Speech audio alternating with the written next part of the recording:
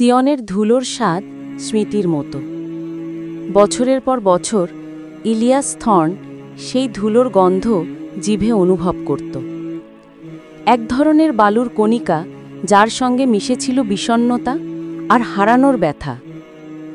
প্রতি বছর অগস্টে তার বোনের নিখোঁজ হওয়ার দিনে সে ফিরে আসত স্প্রিংডেলের সেই ছোট্ট বাড়িতে, যেখানে আজও লারার হাঁটার জুতো জোড়া দরজার পাশে রাখা, ঠিক যেন সে আজকাল ফিরেই পড়বে ওগুলো পড়তে।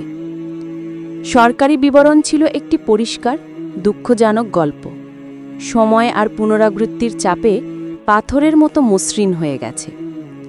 লারা থর্ন বয়স 24 এবং তার প্রেমিক লিয়াম হ্যামলক বয়স 26 গিয়েছিল দ্য সাবওয়ে নামের একটা বিপজ্জনক স্লট ক্যানিয়ন ঘুরতে 14 অগস্ট।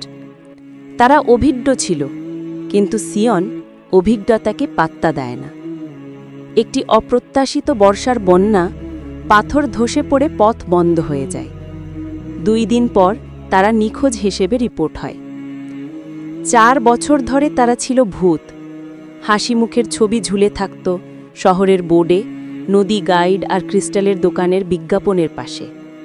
তারপর গত শরতে 2 দুঃসাহসিক অভিযানকারী অনুমতি না থাকা একটি পথ ধরে ঢুকে পড়ে, খুঁজে পায় তাদের।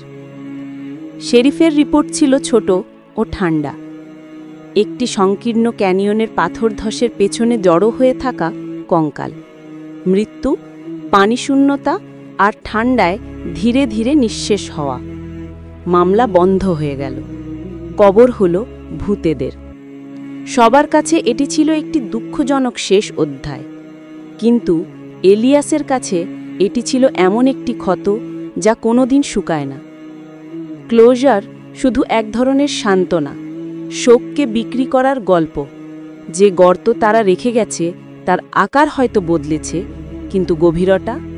এই ভিডিওটি যদি ভালো লাগে, লাইক, কমেন্ট ও শেয়ার করতে ভুলবেন না।